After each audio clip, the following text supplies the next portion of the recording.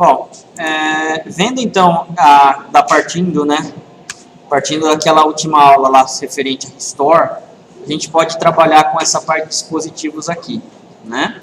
O que seria o dispositivo? Até agora a gente estava apontando o nosso backup para um arquivo direto, né?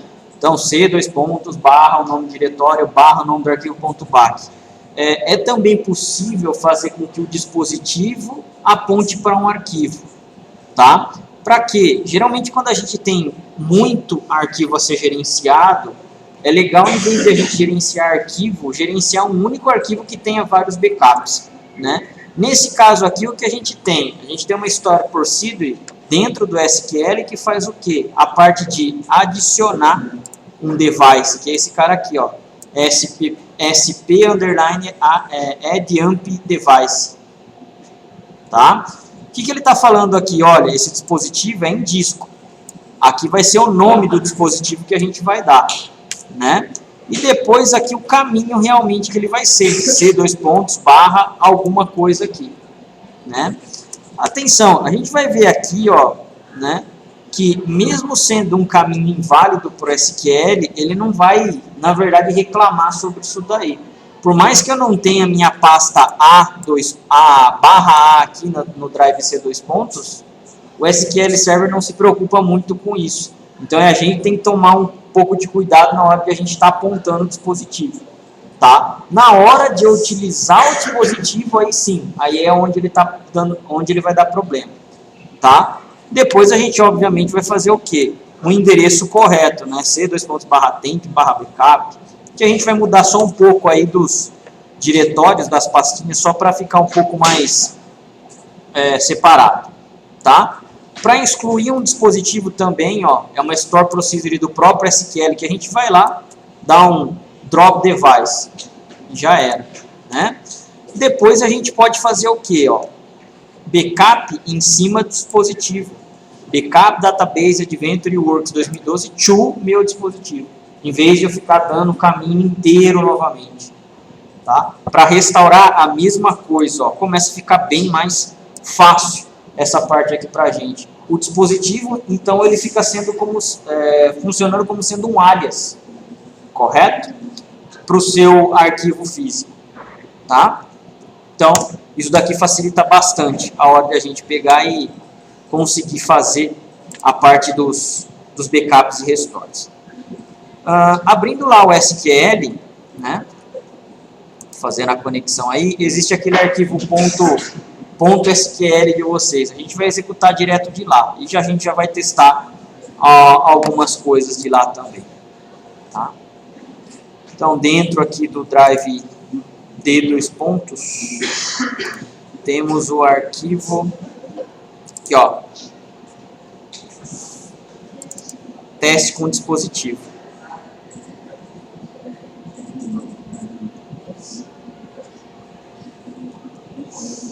Vamos lá. Temos aqui o banco de dados Adventure Works ainda, né? Ó, o Adventure Works está aqui. Então é ele que a gente vai utilizar como exemplo para estar dando aí, para estar fazendo a parte aí dos dispositivos, tá? O que ele está falando aqui para mim, então, nesse primeiro cara, né? Ó, exec sp, né? Add amp device disk meu dispositivo C:/A/backup.back. Então isso daqui é um apontamento onde ele está fazendo. Só que olha só, a gente não tem aqui dentro do C2 pontos a nossa pasta A, ó. Tá vazia, né? Aliás, não existe. Mesmo não tendo, o que acontece? Olha o que o SQL dá. Comando completado com sucesso. Tá? Então tem que tomar um pouco de cuidado em cima disso daí. Agora a gente vai fazer o quê? Né? Um disco válido mesmo, um caminho válido. C:/temp. Como o nosso temp já tem bastante coisa aqui, ó, eu vou fazer o seguinte, eu vou renomear ele para underline temp aqui, ó. Tá? Isso se ele deixar, né? Ele tem arquivo do SQL que está aqui dentro, então ele não vai deixar não. Mas eu vou mudar aqui, ó, um temp2, vou criar e vou mudar lá. Tá? Então, ó, acabei de criar um temp2, simplesmente para separar o backup, o backup e restore que a gente já tinha das aulas anteriores, para esse novo, só para isso, e mais nada. Tá? Agora aqui, a gente vai estar redirecionando para quem? Para esse temp2. Meu dispositivo. Opa. Tá, ó. C2.temp2/backup.back.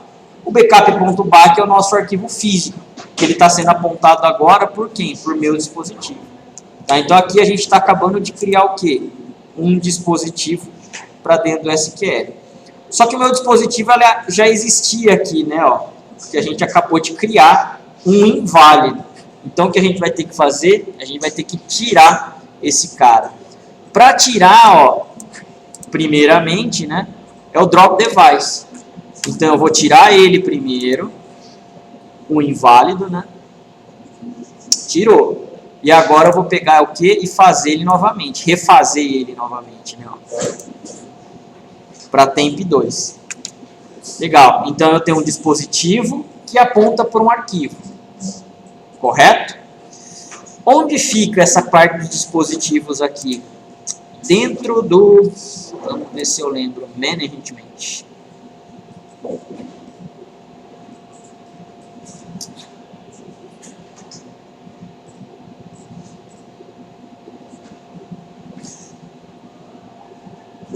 Server Objects, Backup Devices. Aqui, ó. Dentro do Server Objects, o Backup Devices, ele foi criado aqui, ó, no meu dispositivo. Tá? Então, a hora que a gente deu o addamp, sp addamp device, ele pegou e começou a criar esse cara aqui para mim. É só um apontamento ele está fazendo aqui. Legal. Agora a gente vai fazer o que, ó? O backup do Adventure Works que a gente tem, correto? Ó, database, ó, Adventure Works aqui, normal, certo? Vamos fazer o que? Apontando agora para o meu dispositivo, to meu dispositivo, ó, que a gente acabou de criar, correto? Então, backup database Adventure Works 2012 to meu dispositivo. Estamos executando. O meu dispositivo aponta para quem? Para um arquivo físico, c2.temp2/backup.back. Né? Então ele está fazendo lá. Se a gente já entrar na pastinha temp2, ó o arquivo aqui sendo criado. Backup 31/10 às 19h36. Correto? E ele vai falar aqui que fez, ó, backup feito com sucesso. Tá, ó, processado, 24.242 páginas em 18 segundos. Então ele fez. Simplesmente, agora em vez de ficar fazendo o apontamento para o arquivo, eu tenho um dispositivo que pode ser colocado. Tá? Para se fazer um restore, mesma coisa. Se eu tenho um dispositivo que está apontado já para um arquivo físico, né, ele obviamente vai ter que estar certinho e tudo tal. Você vai fazer o que? Um restore database Adventure Works 2012 to meu dispositivo. Aqui, se não me engano, ele vai dar erro. Não sei, não tenho certeza por quê. Porque esse cara aqui já existe. Eu acho que eu vou ter que dropar. Mas vou dar um execute aqui, ó. É isso mesmo.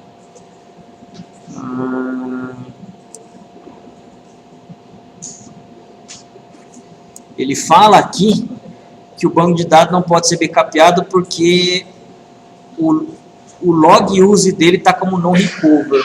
Pode ser que eu tenha feito algum teste nele aqui. Vamos dar uma olhada se ele está. Se ele está ativo. Pior que ele está. Se eu der um use aqui nele, vamos ver. Use Adventure Works.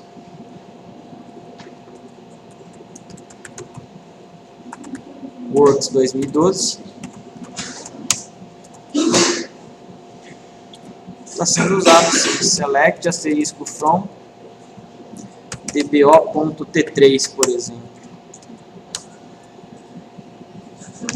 Foi algum teste aí que fizemos. Eu vou fazer o seguinte, eu vou restaurar ele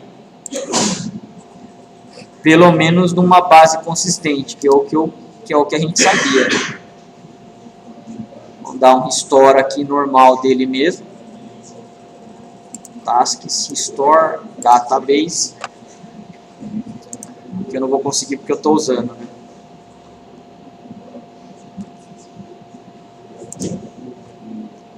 Use master.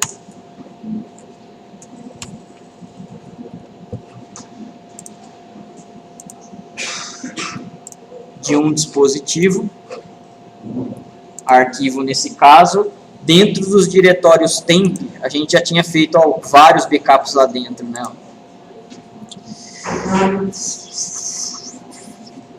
Eu acho que um dos backups consistentes é esse daqui, ó, AdventureWorks Full, ok? Vamos tentar.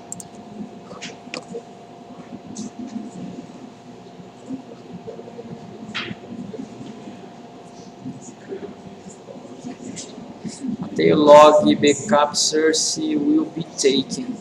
Então aqui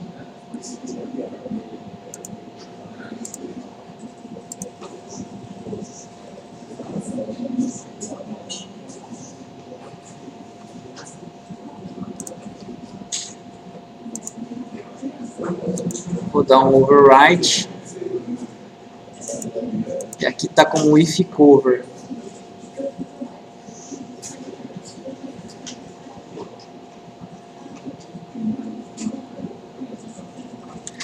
Take log backup before restore. Tá, esse cara aqui eu vou desmarcar por enquanto. Não preciso dele. Então, propriedades aqui. Auto hide, ok.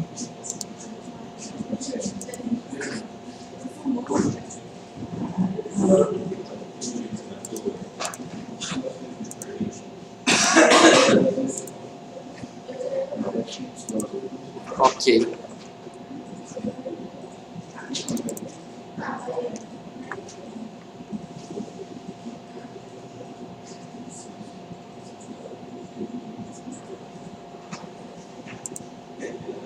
Beleza, estado consistente. Voltando aqui.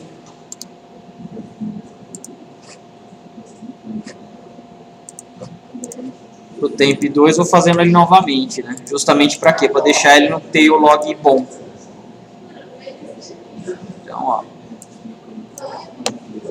Backup novamente.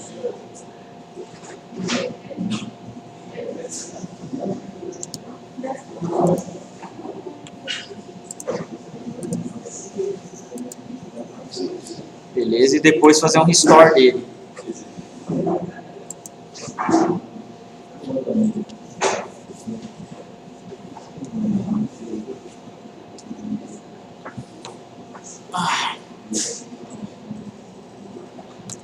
Ó, aqui ele conseguiu repassar, tá? O restore também é feito através do quê? Do mesmo dispositivo, meu dispositivo ali, ó. Ok? Nesse nosso caso ele não reclamou, não, mas é possível fazer com que o restore seja o quê? Repassado. Se ele reclamasse, provavelmente eu teria que utilizar essa opção aqui, ó, o if replace. O if replace ele faz o quê? Vai restaurar um backup mesmo que um banco de dados já exista. Então ele vai pegar e vai passar por cima, tá? Esse caso aqui eu não sei porque ele reclamou, era para ser, ó, o if replace aqui. Aqui ele vai reclamar porque o banco de dados AdventureWorks já está sendo utilizado. Agora por qual conexão? Vai saber. Esse cara aqui não tem. Já demos o restore, estamos na conexão master.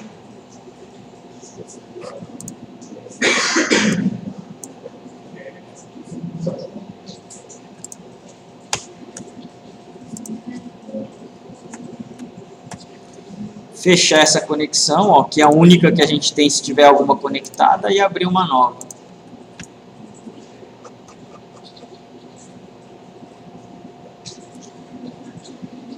O if replace. Ele fala aqui que o arquivo já está sendo usado. Data cannot be right is being used in AdventureWorks M12. I cannot be stored.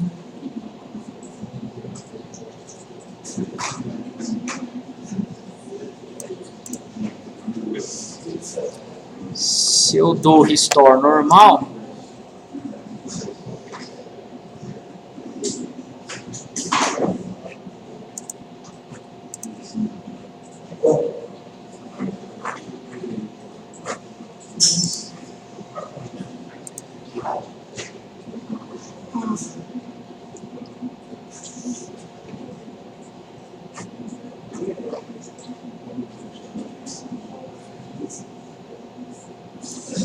vou dar uma olhada nesse cara aqui, ó. Por quê? Ah, tá. O Adventure Works, na verdade, ele não tem mesmo, né? Ó, quem é o nosso banco de dados? O Adventure Works 2012. Então, é esse nome aqui que ele tem que ter. Por isso que ele está dando erro, ó. Agora, se eu for executar ele novamente, agora ele vai dar certo.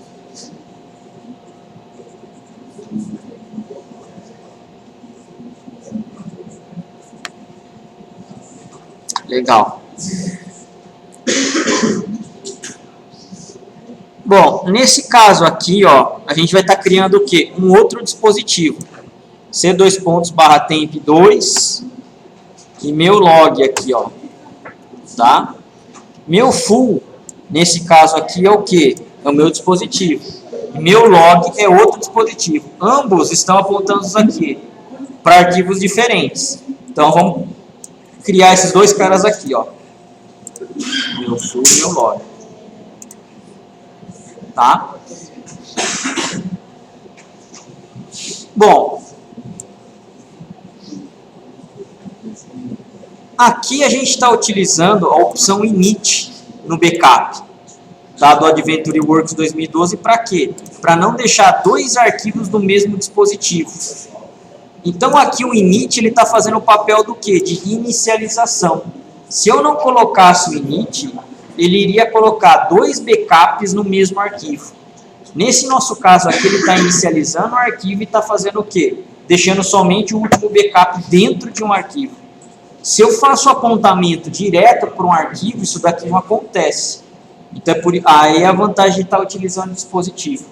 Tá? Então, aqui, ó, nesse caso, com o init, ele vai estar fazendo um backup full, correto? Para esse meu dispositivo aqui, meu full, e inicializando. Esse if init aqui, lembrando, eu estou colocando na cláusula backup. Então, se eu não colocar, simplesmente ele começa agora a acumular. Dentro de um arquivo, eu posso ter vários backups lá dentro. Tá? Simplesmente não colocando, ele começa a fazer isso daí. Geralmente, a gente aplica isso quando a gente está fazendo o quê? Backup de log. Como o backup de log a gente começa a fazer de mais em mais tempos, né? Mais frequente o tempo, a gente deixa para que ele faça o quê? Coloque mais de um backup de log no mesmo arquivo. Tá? Então, ó, dentro aqui do temp2, ó, arquivo meu full. Arquivo meu full foi criado agora. Vamos fazer o que agora? Novamente, um backup de log. Novamente não, né? Fizemos o full e agora o log. Só que o banco de dados ele está com o modo o quê? Está com o modo simple, não é? Ó? Lembram-se que para backup de log, o banco de dados em si ele não pode estar como simple? Aqui tem até uma observação. Ó. Vamos mudar então o Adventure Works para o modo dele o quê? Full, né?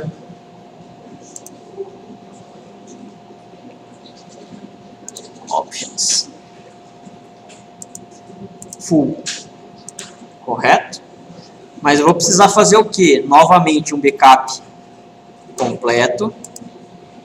Um novo modo. Como ele está fazendo o quê? O if init, ele está passando por cima. Né? E depois sim a gente faz um backup de log desse cara aí. Imaginando que tem o quê? Alguns dados já novos no banco de dados, correto? Então ele processou. Quando a gente vê aqui agora, ó, eu tenho o meu full e o meu log. Ó, o meu full está com arquivo de 193 megas e o meu log só de 83K. No caso, eles teriam o quê? Só pegando as páginas que mudaram e tal. É uma coisa bem mais leve. Correto? Isso daqui a gente fez o quê? A gente fez um backup de log, um backup full e um backup de log. Simulando que a gente tenha alguma movimentação no Adventure Works. Então, ó, use Adventure Works, select person.address type, e aqui eu estou fazendo o quê? Inserção de mais um registro aqui dentro dessa tabela. Só para simular realmente o quê? Movimentação. Agora a gente vai fazer o quê? Um novo backup de log, tá? Do Adventure Works. Lembrem-se que a gente está utilizando o dispositivo. Nós não estamos colocando a cláusula with init aqui, ó. Tá? Se eu executar ele, o que está acontecendo? Dentro aqui do sistema de arquivo, olha o tamanho dele agora, é de 164K. Antes tinha 89, se não me engano, Ks. Eu tenho 2 backups de log dentro do mesmo arquivo. Correto? Obviamente que pelo Windows Explorer a gente só está vendo um, mas o SQL consegue enxergar esses 2 caras aí pra gente. Tá? Bom, como que a gente demonstra graficamente esse negócio, né? Na hora de eu dar o restore aqui, ó, tasks restore database. Se eu escolher por device, ele vai falar qual dispositivo que a gente quer. No nosso caso, vamos pegar o de log, que tem o quê? Que tem 2 arquivos lá dentro de um único arquivo. Vou dar OK.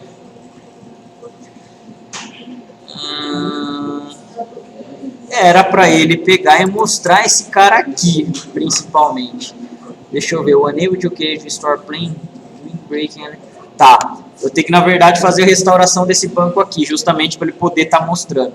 Mas ele vai mostrar aqui, ó, o backup de log do que, né? As 2 opções de log. Vamos tentar fazer esse cara aí, então.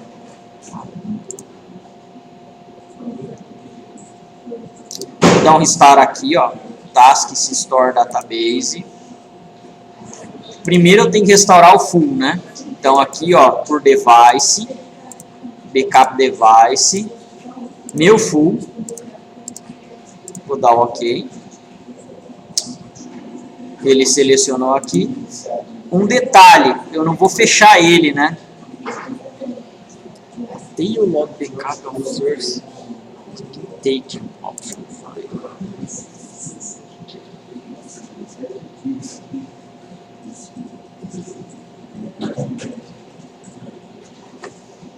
Eu vou pedir para restaurar, vou repassar.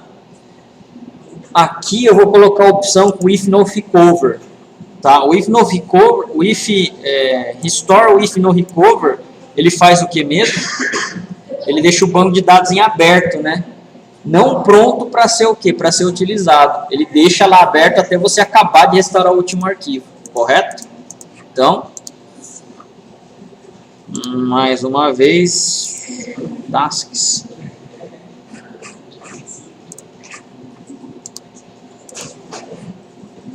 Auto-hide.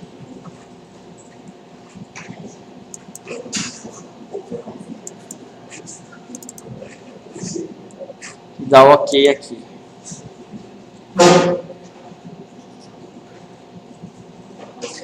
Bom, ele vai restaurar, mas não vai deixar a gente o quê? Acessar. Né?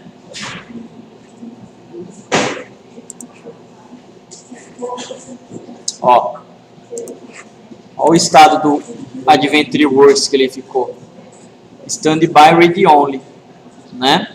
Agora a gente vai fazer o quê? Tentar restaurar o arquivo de log que a gente fez. Se a gente der um task restore. Era para ele deixar a gente fazer o restore daquele cara. Mas vamos lá. From file ou type por dispositivo do meu log. Ok. Ó. O log eu tenho o quê? Eu tenho esse anterior aqui, ó. E eu tenho esse. Dentro de um único arquivo, é aqui que é apresentado o quê? As duas opções de restauração. Se eu quiser restaurar o dado até as 19h48, eu só seleciono esse cara aqui. Se eu quero restaurar a minha base inteira, aí eu seleciono quantos de log eu teria aqui, ó, para poder pegar e fazer restauração. Tá? Nesse caso aqui, a opção depois, eu preciso deixar ele como Restore with Cover, senão ele vai ficar aberto novamente. Tá? Então é dessa forma que a gente consegue estar, uma das formas, né, visualizando quantos arquivos, quantos backups a gente tem em um determinado arquivo.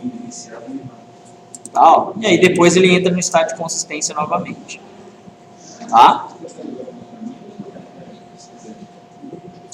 É possível, eu já fiz em ambiente gráfico, mas é possível, por exemplo, a gente também fazer o quê? Esse comando aqui, ó, restore database, restore log, né, Adventure Works, from, aí o nome do meu dispositivo, with file 1, por exemplo, file 2, file 3, file 4.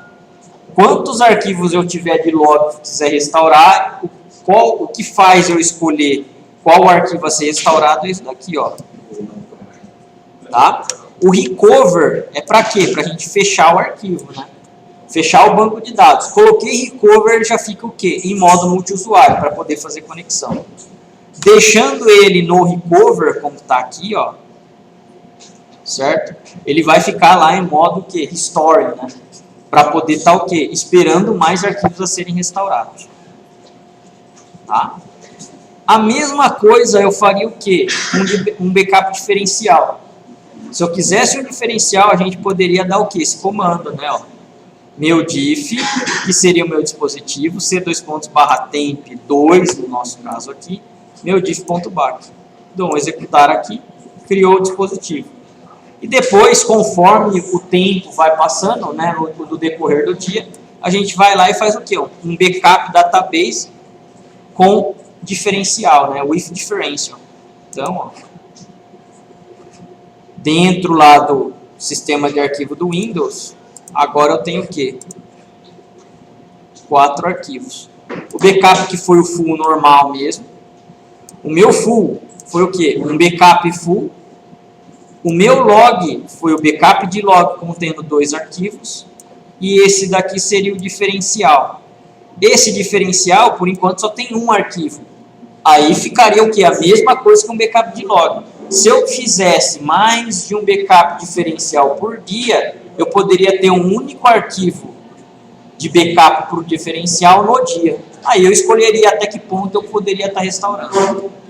Como o diferencial ele não necessita dos diferenciais anteriores, esse seria, para restaurar, seria somente necessário o backup full, mais o último diferencial que você quer. Beleza? Então, a parte positiva é mais para isso daí, só para vocês terem noção de como ele trata, como o SQL Server ele trata essa parte de quando a gente está trabalhando com dispositivo em vez de arquivo. Tá? O resto é igual, os conceitos de backup são igual. A única coisa que está mudando é essa parte aqui, ó, do apontamento. Em vez de apontar C2 barra alguma coisa, eu estou apontando para o meu dispositivo, só isso.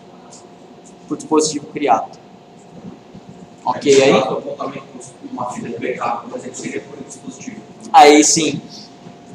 Por fita de backup, aí você precisa realmente fazer com que seja por dispositivo. Mas em vez de disk, que é o parâmetro que ele está aqui, ó, ele não está como disk, você colocaria o quê? Type. O quê? Type. Type. Tape, na verdade, né? É assim, ó, tape. Tape de fita. Tape de fita mesmo. Aí ele começa o quê? A reconhecer aquele cara como dispositivo. Só que aí é que tá. Toda vez que você fazer um backup em tape, né? Ele vai demorar. Por quê? Porque o dispositivo de fita é um dispositivo lento. Né? Compensa você fazer em uma área temporária em disco para depois copiar para fita mesmo. Tá? Pelo menos é assim que é mais utilizado quando se faz backup em fita. Tem certeza que o backup foi feito e depois... Exatamente. Depois você passa para uma unidade externa. Tá? Alguém utiliza ainda mais fitas aqui? Usa? Todo dia tem um backup. Aham. Todo final de semana tem backup. A gente já nem usa mais, cara. Tem máquinas de fita, você já viu isso daí? Eles são robôs, exatamente. Custam uma nota aquele negócio, né? Só que assim, hoje a parte de disco ela está substituindo muito isso daí, principalmente pelos dispositivos rápidos, né? O grande problema é o seguinte, né? Depois que você tem uma quantidade enorme, onde você guarda tudo aquilo? Aí realmente a parte de fita é importante. A gente tem uma central, beleza? Que é um cofre, que é a prova de fogo, Isso. Fica tudo lá dentro. Exatamente. Deve ser feito isso daí, com certeza. A gente já não está utilizando mais. O problema nosso é o quê? Se a gente precisa restaurar uma coisa muito antiga que não esteja ainda na nossa storage, aí eu preciso resgatar lá da nuvem e baixar ele. Aí demora, aí não tem muito jeito, mas fora isso daí, a gente não utiliza mais. Beleza, mas é usado ainda assim, né? Saindo um pouco dessa parte dos dispositivos de backup agora, a gente entra nessa parte aqui de índices, né? Então,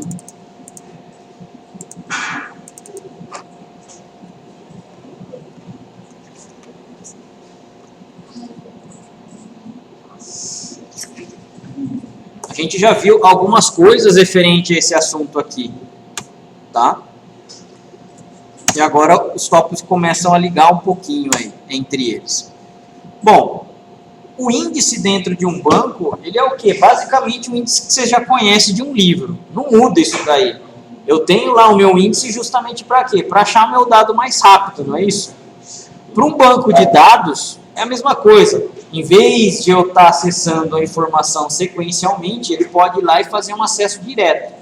Para isso, obviamente, existem N algoritmos para se fazer essa busca lá através, para se fazer a utilização dos índices, né? Embora os índices sejam projetados para melhorar o desempenho de operações de recuperação, ou seja, selects, eles sozinhos não podem superar um código ineficiente de projeto de tabelas ineficientes. Ou seja, se o seu banco de dados estiver mal modelado, não adianta você pegar e ficar aplicando o índice. Não vai adiantar tanta coisa, tá? Então tem que estar lá normalizado, certinho, legalzinho, para que funcione bem, tá? Os índices são projetados para que você possa encontrar informações que está procurando em dentro de um vasto volume de dados, como execução de apenas um número muito pequeno de operações de leitura. Então os bancos de dados eles utilizam os índices para quê? Né? Mesmo que eu tenha, sei lá, milhões de linhas em uma tabela, a quantidade de operações dentro da procura dessas linhas, elas precisam ser extremamente pequenas. Eu não posso ter milhões de operações, né? Eu tenho que ter no máximo dezenas ou centenas de operações, mas não chegar ao que eu tenho de linhas em si, tá? O SQL Server não precisa ter índices para se recuperar dados de uma tabela. Não é obrigatório você criar um índice dentro de uma tabela, mas é muito, muito recomendado, tá? Uma tabela pode ser simples, uma tabela pode simplesmente ser percorrida para se encontrar dados necessários, ou seja, ela pode pegar de ponta a ponta e fazer essa procura para você. Se a minha tabela tiver 100 linhas, que é um número pequeno, ela pode simplesmente pegar e percorrer essas 100 linhas. Mesmo sendo uma tabela grande, se ela não tiver índice nenhum, ela vai percorrer a tabela toda de qualquer forma. Contudo, o tempo gasto para se encontrar dados é diretamente proporcional ao volume de dados presentes na tabela.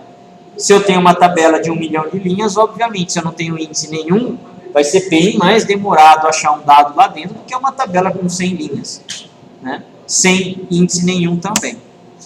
Como usuários querem armazenar cada vez mais dados,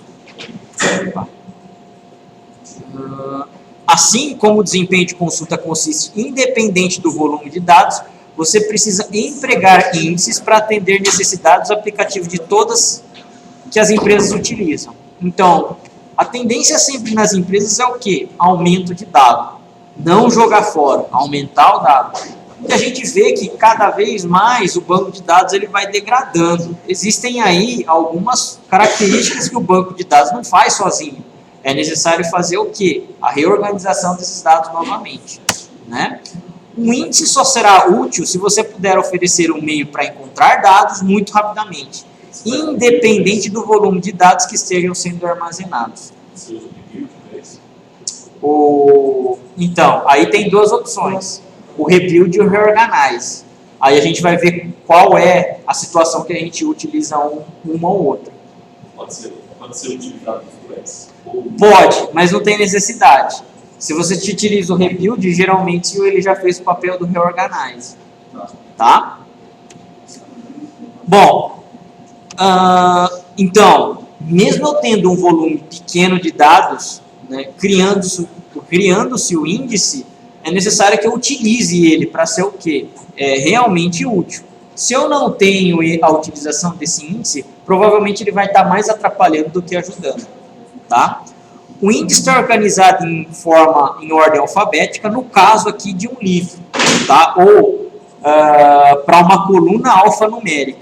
Uma maneira natural para os seres humanos trabalharem com palavras. Pode ser também reorganizado por N outros tipos de dados que você quiser. Tá? Tem alguns tipos de dados em especial que ele não consegue reorganizar. Tá? Mas são raros casos que isso daí é preciso. Além disso, ele permite que você vá direto ao termo procurado depois de encontrar a palavra. Você sabe que não precisa procurar mais. O SQL organiza índices de maneira muito parecida. E a estrutura que o SQL Server usa é esse cara aqui, ó, a B-tree. Né? A B-tree é o quê? É de árvore balanceada. Tá? Ou seja, a B-tree ela parece mais ou menos o quê? Essa figura aqui. Sempre que eu tenho aqui um nó, eu vou ter o quê? Outros nós sendo apontados. Sempre que eu tenho um nó, eu tenho outros nós sendo apontados. Correto?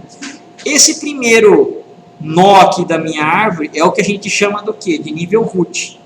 É por ele que se começa o quê? Toda a parte de fazer o balanceamento da árvore. Né? Então, todos os valores que estão à esquerda do nó eles são menores e todos os valores que são à direita do nó eles são de valores maiores.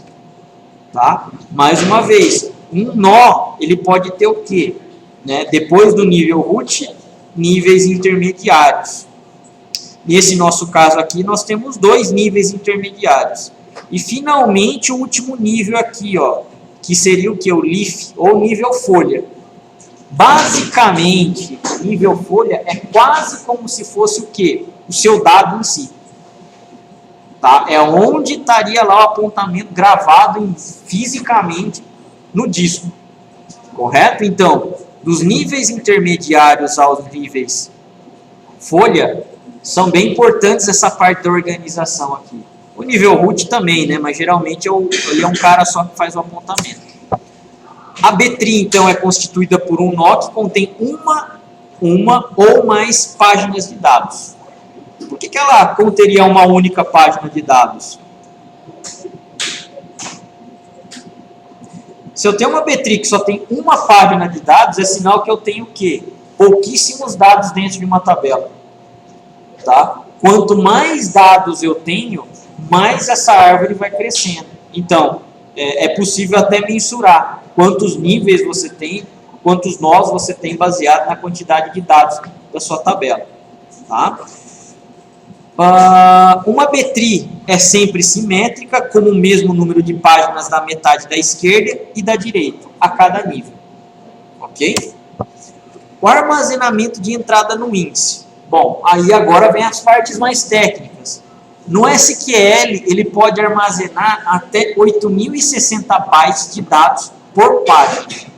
Esse é o número do que o SQL Server trabalha. Tá?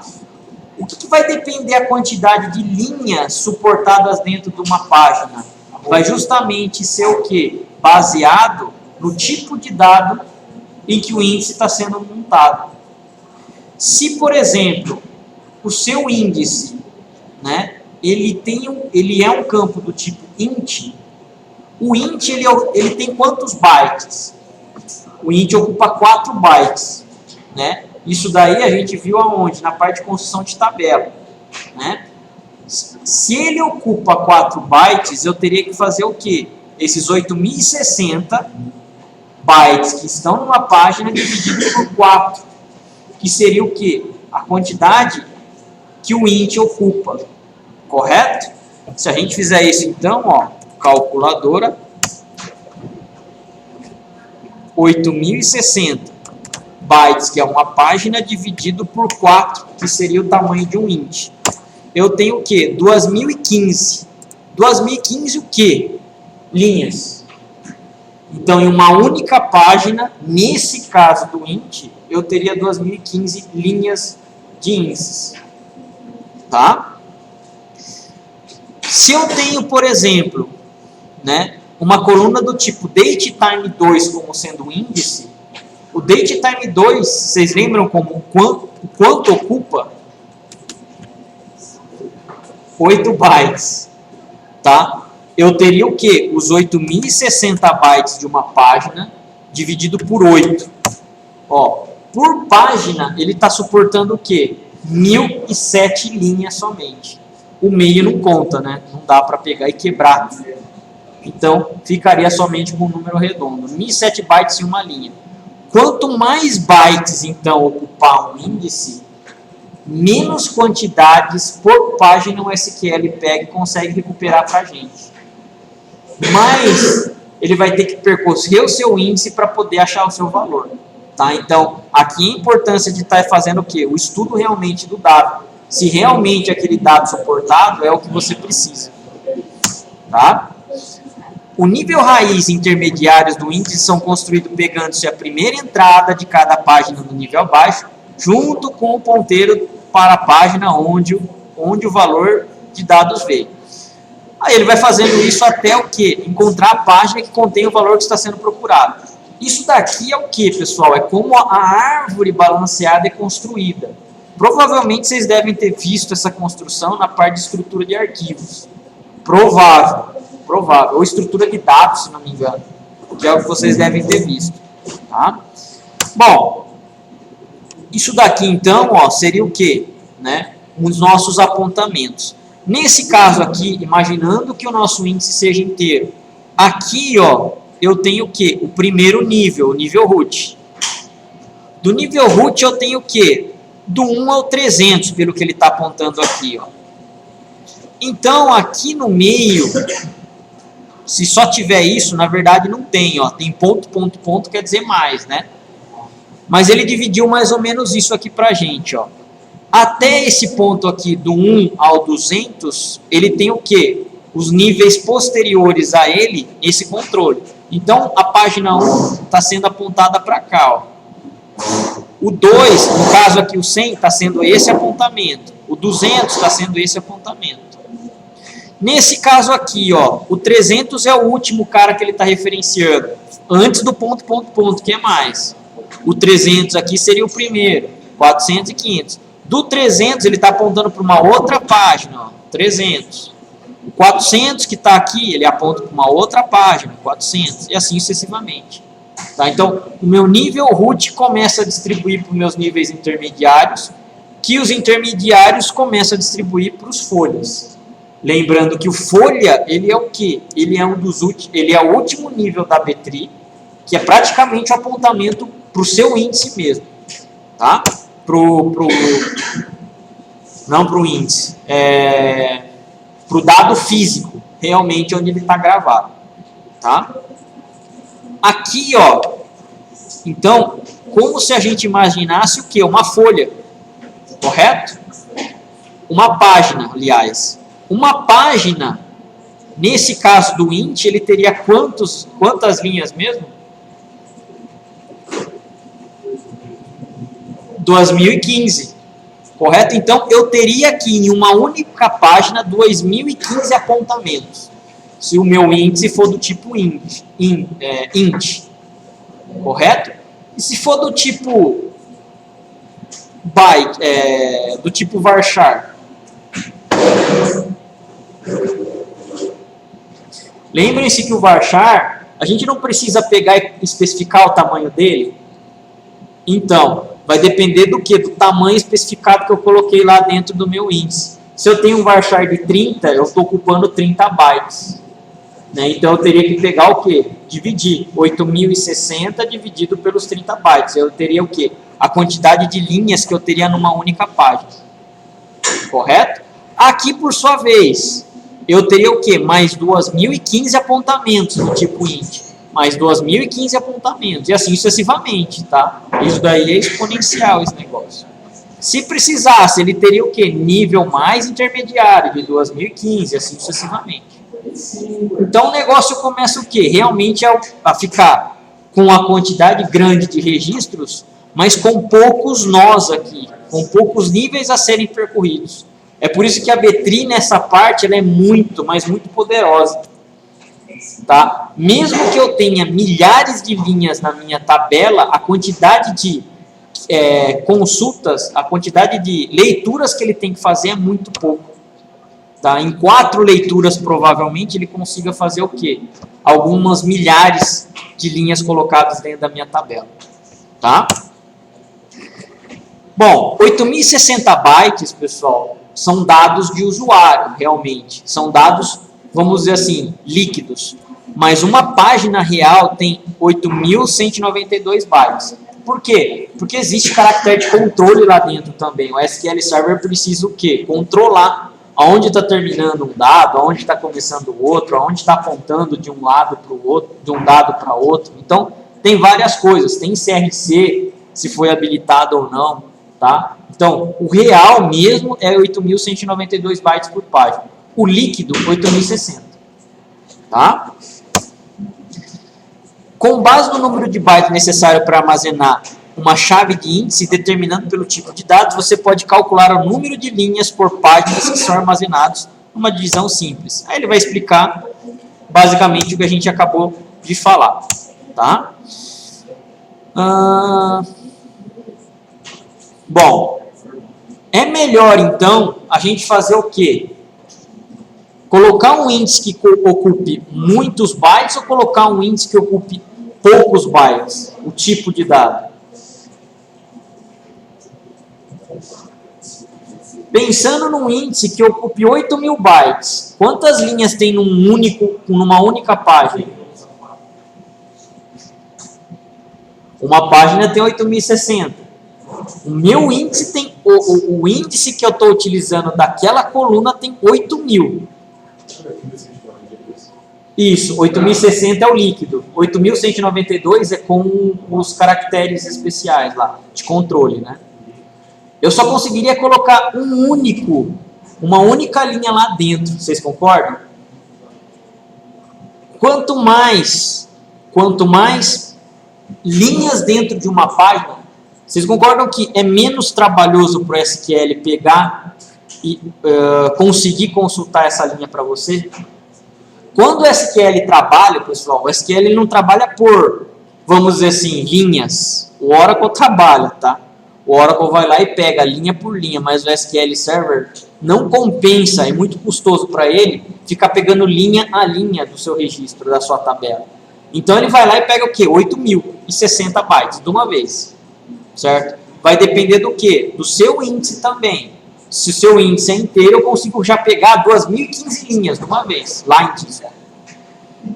A chance de você pegar esse dado, certo? Em 2.015 linhas é muito maior, o seu dado está ali no meio, do que a chance de você pegar uma única linha. Não é isso para a memória?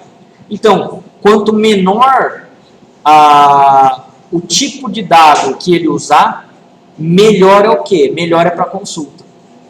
Se eu conseguisse reduzir todos os meus dados para 2 bytes de índice, seria o quê? Uma coisa muito legal. Eu teria praticamente 4.030 registros por página. A chance de meu dado estar lá dentro dessa página é maior ainda. Correto? Então, temos essa parte aí de fazer o estudo do seu índice, por causa do quê? Do seu tipo de dado. Mas acontece o que, pessoal? Bom, pensando no tipo inteiro, ele consegue armazenar até 2015 linhas, correto? Dentro de uma única página. Quando ocorre o que? A 2016 linhas, ele vai tentar colocar, o SQL ele é obrigado a fazer o quê? A rebalancear a árvore novamente, correto? Ele não cabe, 2015 já é o quê? O limite dele. Então, a hora que chegar na 2016 linhas para ser colocado numa página, ele vai lá e vai ter que rebalancear novamente. Ele vai fazer o quê? Dividir essa quantidade, 2016 dividido por 2. Então, ele vai pegar e rebalancear isso daí novamente. Tá? Quando se tem esse rebalanceamento, é o que eles chamam do quê? De divisão de página, ou page split. Tá? Agora, imagine isso como sendo o quê? Um efeito cascata, né? Se o primeiro nó fez o rebalanceamento, vocês concordam que todos os outros nós vão sofrer rebalanceamento também? Certo? Só se o último cara lá, só se o nível folha, né, tiver rebalanceamento, os anteriores não vão ter. Mas se o primeiro ou o segundo nível sofrer, a partir daquela parte para baixo vai sofrer todo mundo. Essa parte causa o quê? Degradação na base de dados. Na hora da gente estar fazendo a consulta e ele estiver fazendo o rebalanceamento, você tem que esperar ele terminar para justamente o quê? O SQL conseguir retornar o dado para você. Tá? Quando a gente tem tabelas com grande quantidade de inserção de dados, essa parte então é o que mais sofre. São as tabelas, são os índices que vão sofrer mais alteração de page split. Tudo bem até aí? Né? Bom, o SQL Server pega metade dos dados da página de índice e coloca em uma das páginas remanescentes. Aqui ele vai explicar o processo de rebalanceamento, tá? Que é o que a gente comentou. Bom, nota, divisão de páginas. As linhas de uma página de um índice são mantidas em ordem classificada. Portanto, o SQL Server sempre grava todas as novas entradas na posição classificada correta. Quando dá divisão de páginas, isso pode fazer com que linhas se movam entre páginas e as divisões de páginas podem ocorrer a qualquer nível dentro do estado de armazenamento. Vocês concordam que, então, tendo o nosso rebalanceamento, uma página que estava do lado da esquerda, o valor dele pode ir para o lado direito e pode afetar uma outra página ainda? Esse cara aqui, ó, então é por isso que o SQL Server tem esse cara, ó. O apontamento entre páginas aqui não tá, mas é isso daqui, ó. A divisão das páginas não é quando o SQL Server percorre a árvore balanceada, não é simplesmente só de cima para baixo e de cima para baixo. Ele pode pegar e fazer o quê? Esse cara aqui, ó, os ponteiros de encaminhamento. Isso daqui simplesmente é para quê? Para facilitar justamente essa parte de rebalanceamento. Tá? Então, entre uma folha e outra, também é possível ter um apontamento aí dentro. Tá? É bem comum ele utilizar justamente para quê? Para ele ganhar tempo. Senão ele teria que fazer o algoritmo voltar para o nível anterior, voltar para o nível anterior e recalcular lá em cima, para depois redistribuir novamente entre os níveis de página aí. Tá? Bom, a gente viu o que é page splitting. Dentro do page splitting, a gente tem uma funcionalidade aqui, tá?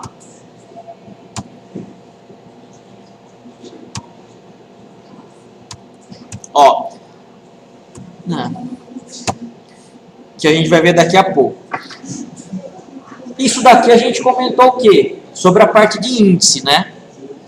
No SQL, a gente pode ter dois tipos de índices. O índice clusterizado e o índice não clusterizado. Por padrão, o SQL Server coloca como índice clusterizado a sua chave primária, mas não é obrigatório que seja. O índice clusterizado, ele é o melhor índice para se fazer procura. Ele é o índice mais rápido de todos. Então, se eu quero fazer com que minhas procuras sejam rápidas, eu preciso utilizar o clusterizado.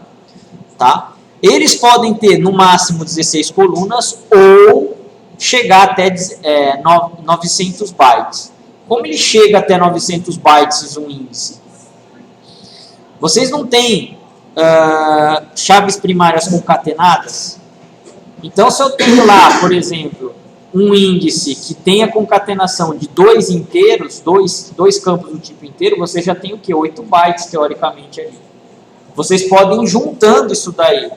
Tá? Dois campos do tipo inteiro, mais um campo do tipo datetime 2, mais um campo do tipo datetime. Então, esse negócio começa a ficar enorme. Né? Um índice é suportado ter até 900 bytes. Tá? É um limite que o SQL Server tem. A coluna ou colunas definida para o índice clusterizado é referida como chave cluster. Índice clusterizado é especial, pois o SQL organiza os dados na tabela de acordo com a chave cluster. Então, na hora de se ir armazenando, é essa chave cluster, na verdade, que ela já vai começando o quê? A pegar e ajeitar lá os dados justamente para quê? Para ficar mais fácil depois o apontamento. Né? Como a tabela não pode ser classificada em mais de uma maneira, você só pode definir um único índice clusterizado por tabela. Tá? Não é obrigatório que o seu índice cluster seja a chave primária. Mas a chave primária ela tem boas características para se formar um índice cluster. Por exemplo, sem repetição. Tá? Por exemplo, não nulo. Correto? São boas características que a chave primária tem. Mas não necessariamente a minha chave primária precisa ser o índice cluster. Tá? O índice clusterizado fornece uma ordem de classificação para o armazenamento dentro de uma tabela. Conteúdo, um índice clusterizado, não fornece ordem de classificação física. Ainda, mesmo sendo um índice bom, ele não tem a ordem física que um arquivo está sendo gravado. Tá? Ele é um apontamento, basicamente, para a ordem física, mas não é a ordem física em si. O índice clusterizado não armazena dados fisicamente no disco de uma ordem classificada, pois isso criaria um grande volume de I/O em disco para operações de divisão de página. Né? O índice clusterizado, basicamente, ele está onde? Está lá naqueles níveis folha que a gente viu. Né?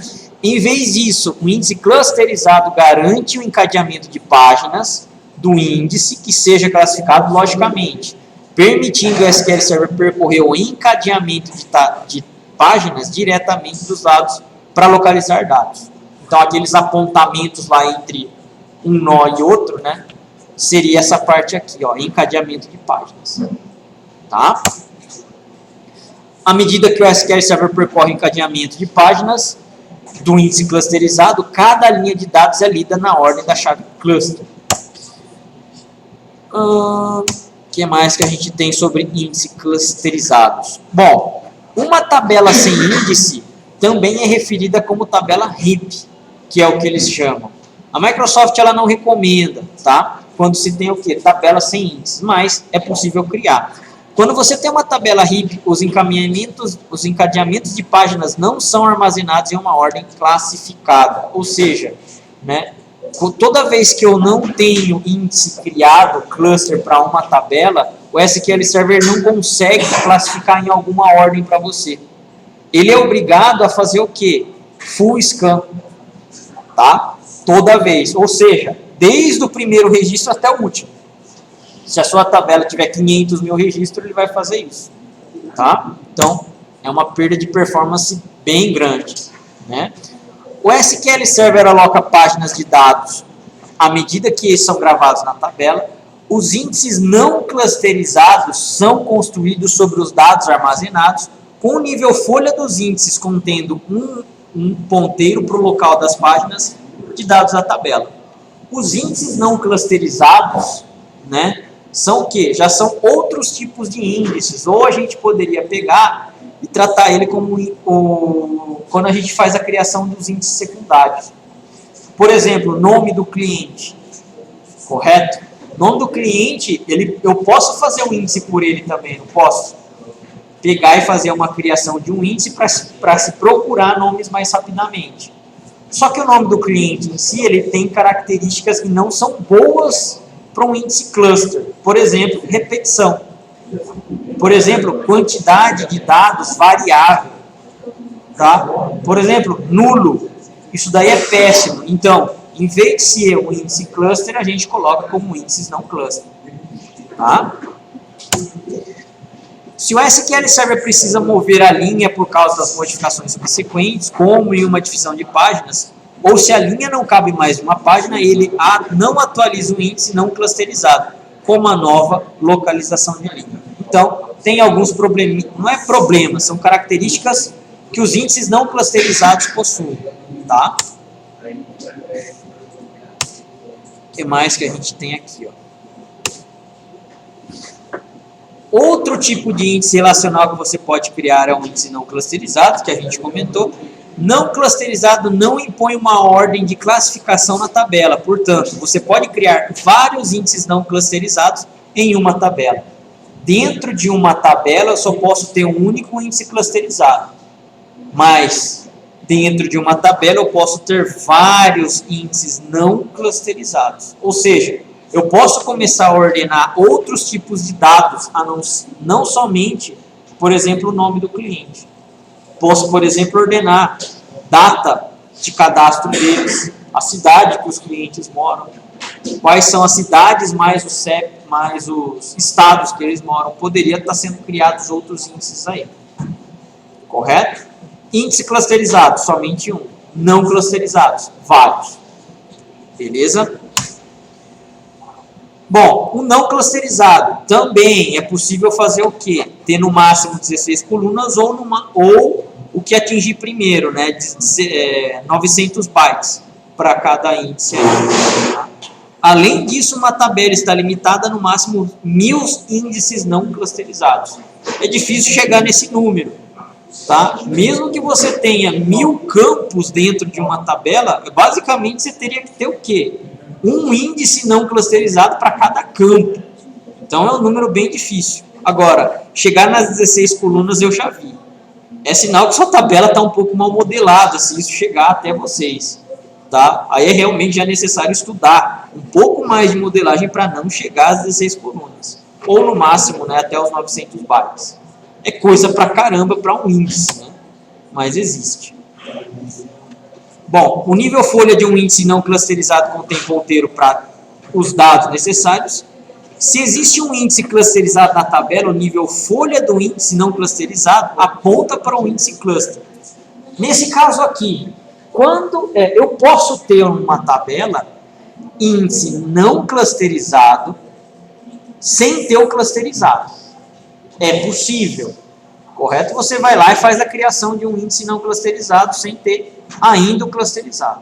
Mas quando você tem um índice clusterizado, certo? Utilizando os não clusterizados, o seu clusterizado começa a ajudar. Ou seja, é sempre recomendável você ter o clusterizado de qualquer jeito, tá? Mesmo não utilizando ele como se deveria, mesmo utilizando só os índices não clusters, o cluster ajuda esses não clusters, tá? O que mais aqui?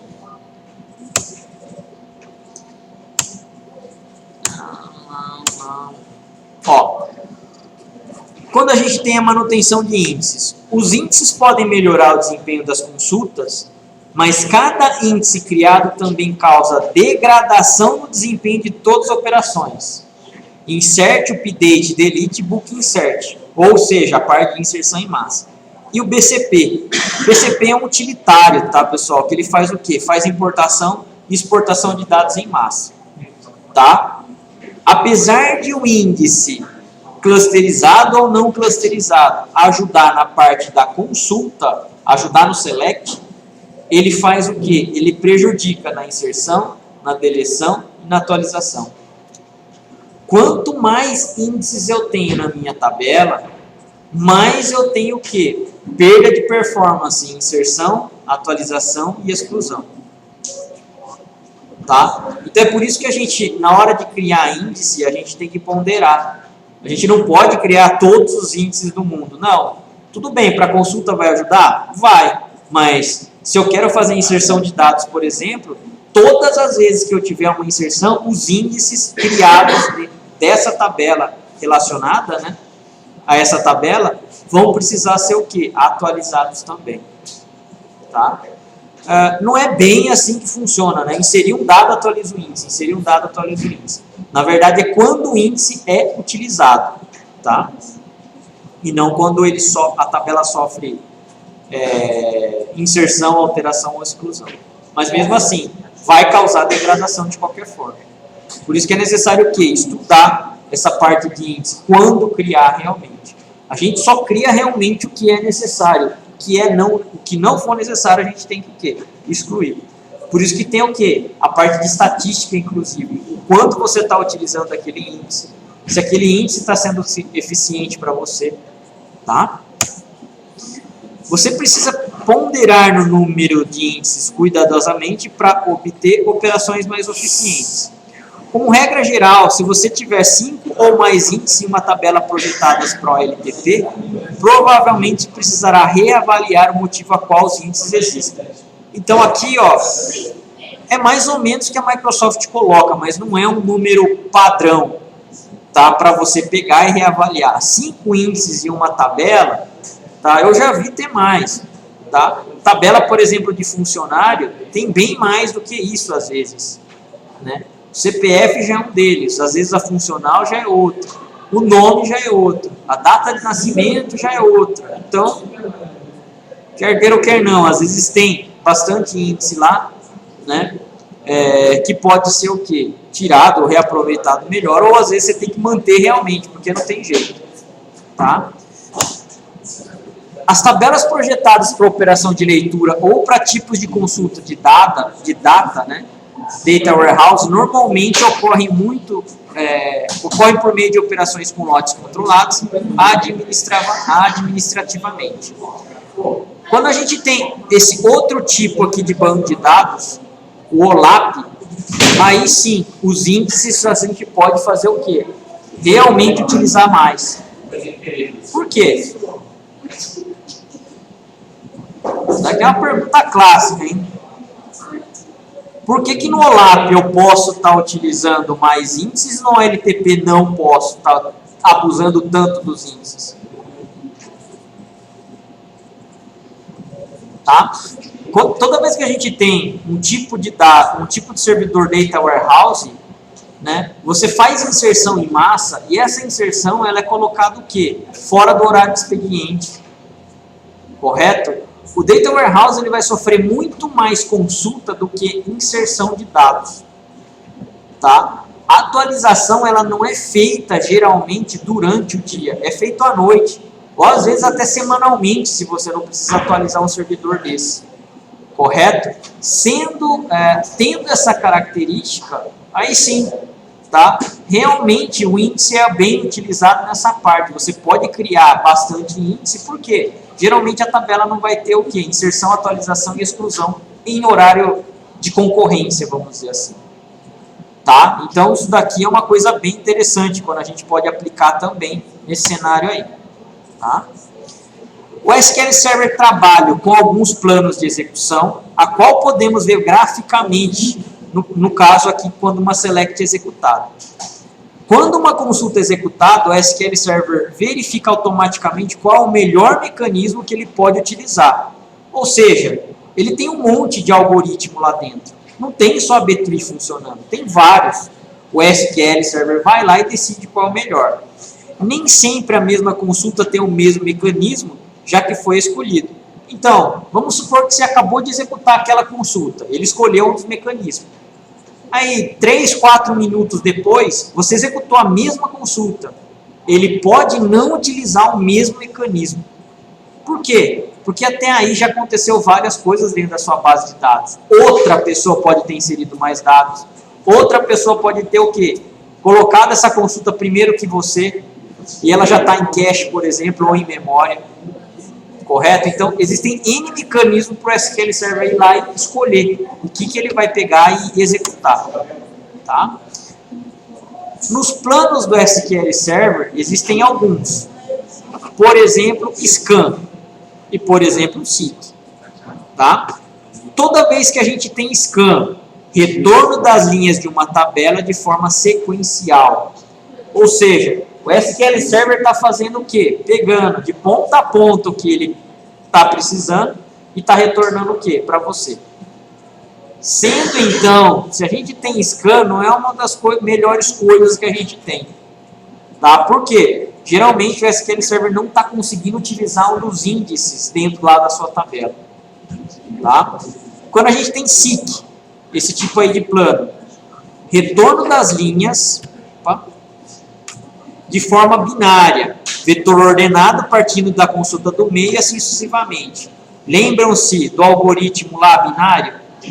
Busca binária? O binário ele não pega o quê? A metade do valor, ele considera que o seu vetor está em ordem, já vai para a metade. Correto? Não é aquele valor, vai para outra metade, então fica metade da metade. Aí metade da metade da metade, ele vai fazendo o quê? Até encontrar o valor. Né? Então o seek geralmente é o quê? Né? Quando você tem uma quantidade de registros retornados é pequena, ele começa a fazer o quê? Busca binária, seek. Tá? Table scan. Quando o SQL Server precisa percorrer todas as linhas da tabela para retornar dados. Esse mecanismo o SQL Server não conseguiu ou não utilizou nenhum índice para retorno de dados. Ah, então a gente tem o scan e tem o table scan. O pior deles, table scan. Por quê? Porque aqui realmente ele não conseguiu utilizar nenhum índice da sua tabela. O scan, ele vai retornar o quê? Quando eu tenho uma quantidade limitada já de linhas retornadas. Às vezes ele faz scan naquela quantidade de linhas retornadas. A quantidade é tão pequena que não compensa ele fazer o quê? Um algoritmo para ele procurar o dado. Compensa ele de forma sequencial. Tá? Devemos evitar que o SQL utilize esse plano, pois provavelmente o índice da tabela não está ajudando na consulta ou a tabela não possui nenhum índice. Então, o table scan é o pior cara de todos. Quando o SQL Server dá isso daí, é sinal que a gente tem que rever realmente. Index scan. Retorno das linhas de uma tabela utilizando o índice não cluster. Então, deu index scan, beleza, utilizou alguns dos índices, mas é um índice não cluster. Clustered index scan. Retorno de linhas de uma tabela utilizando um índice cluster. A gente não comentou que o índice cluster é o melhor índice que o SQL Server tem? Esse cara, então, é um dos caras mais rápidos que a gente vai ter. Quando a minha consulta está sendo o quê? Utilizados um cluster de index scan, é sinal que ela está sendo bem o quê? Executada. Tá? O SQL está conseguindo utilizar seu índice cluster. Index seek, não clustered. Então aqui, ó, index scan e index seek. Não é de todo ruim, eles conseguem utilizar os índices não cluster. Retorno de uma tabela utilizando o índice não cluster, busca binária. Só o seek é busca binária. Index, ele está fazendo o quê? Utilizando o índice, não cluster, binário. Tá? Depois tem o clustered index seek. Mais uma vez, retorno de linhas de uma tabela utilizando índice cluster através de pesquisa binária. Também é um cara bom. Né? Tudo que é clustered é bom, vamos dizer assim. Tá? E o lookup, ele indica quando uma consulta pode mostrar mais índices sendo utilizados. Geralmente, a gente tem alguns joins dentro de uma consulta. Né? Uma consulta ela precisa ser o quê? Um índice precisa filtrar outro índice às vezes. Então esse cara aqui é o que vai ser mostrado. Olha só que beleza, acabamos a parte de índice. Perguntas. Agora a gente vai começar realmente a ver aonde a gente utiliza todo esse negócio da teoria. Porque até agora só vimos o quê, né? Ver o que são índices, como eles trabalham e agora, como que você executa um índice lá dentro. Né? Bom, vamos lá. Existe essa parte aqui agora, ó, que é o estudo das queries. Né? Lembram-se do que a gente falou sobre o page split? Que a gente comentou sobre o page split? O que ele faz? A gente não comentou que ele é o rebalanceamento da árvore balanceada? Então, toda vez que a gente precisa do quê? De divisão de páginas, rebalancear a árvore novamente, o SQL Server vai lá e faz o quê? O rebalanceamento. Dentro do SQL Server existe o quê? Ó? Um cara aqui, nas propriedades, se não me engano, é do banco. Eu não sei se é do banco ou da instância, a gente vai ver. Options.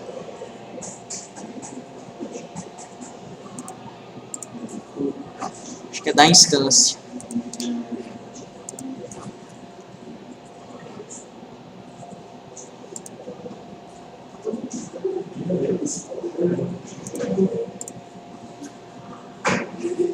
Ó, existe esse parâmetro aqui na instância que se chama Default Fill Factor. Correto? Por padrão, ele é 0. Ele é 0 por quê? Porque o SQL está permitindo que ele preencha 100% da página. Ou seja, né, se a minha quantidade de linhas dentro de uma página é do tipo inteiro, eu vou ter as 2015 linhas. Correto? Agora, é possível a gente colocar aqui, ó, eu quero um fator de preenchimento de índice de 90%, de 80%, de 75%.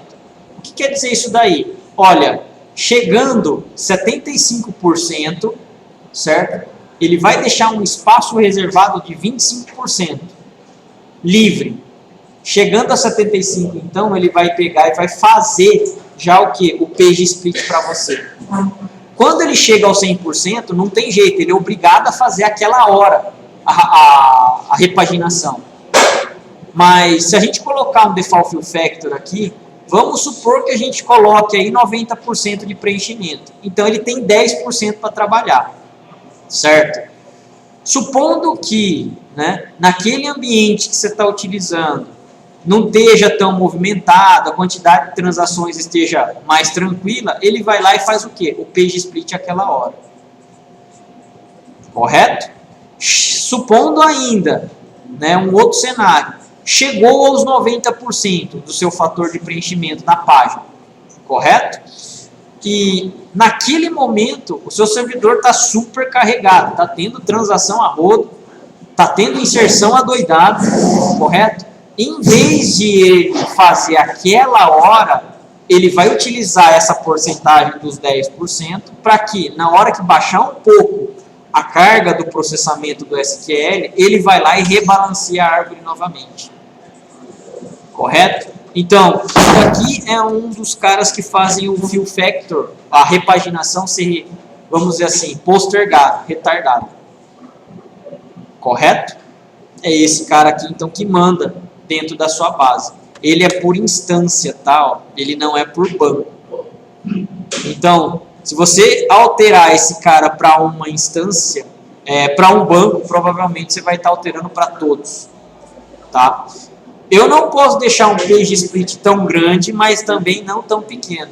Se eu colocar um page split, não, um index fill factor aqui de 10, quer dizer, eu tenho 10% de preenchimento. Chegou nos 10%, já faz page split. Correto? Então, não adianta a gente colocar um número tão baixo também, de 10.